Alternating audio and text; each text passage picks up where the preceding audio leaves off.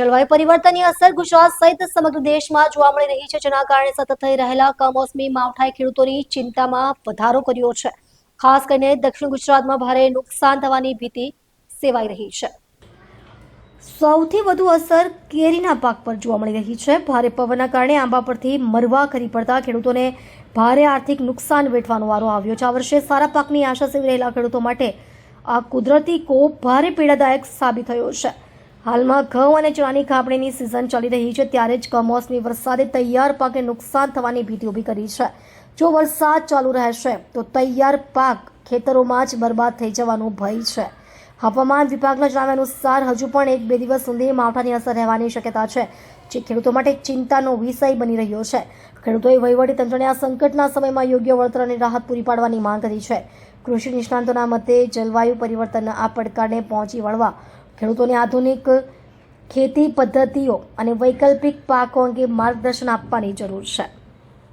જળવાયુ પરિવર્તનને કારણે સતત ગુજરાત અને દેશમાં માવઠાઓ થઈ રહ્યા છે, અને આ માવઠાની સીધી અસર તમે જુઓ તો ખેતી અને ખેડૂત પર થઈ રહી છે. ને ખાસ કરીને દક્ષિણ ગુજરાતની વાત કરીએ તો જે રીતે ગઈકાલે જે માવઠાની અસર અને ભારે પવન, જે વાવાઝોડું આવ્યું એને કારણે જે મુખ્ય પાક બાગાયતી પાક કેરીના પાકને ખૂબ જ મોટી અસર થઈ છે.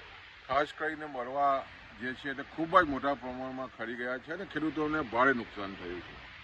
સાથે સાથે તમે જોવો તો ખાસ કરીને અત્યારે ઘઉં રવિ સિઝનની કાપણીની સિઝન ચાલી રહી છે.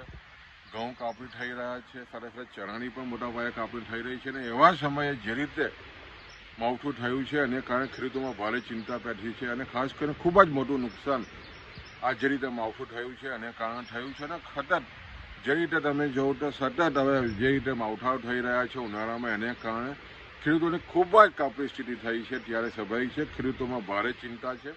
અને જ્યારે આવનારા હજુ 1-2 દિવસમાં પણ માવઠાની જ્યારે અસર થવાની છે, ત્યારે સ્વાભાવિક છે ખેડૂતોને પણ વિનંતી છે, ખાસ કરીને જે પાક ખેતરમાં ઊભો છે, ઘઉં છે, ચણા છે, એ તાત્કાલિક ધોરણે ઢાંકી દઈ અને તાત્કાલિક ધોરણે આનો બચાવ કરીએ એટલી જ વિનંતી છે.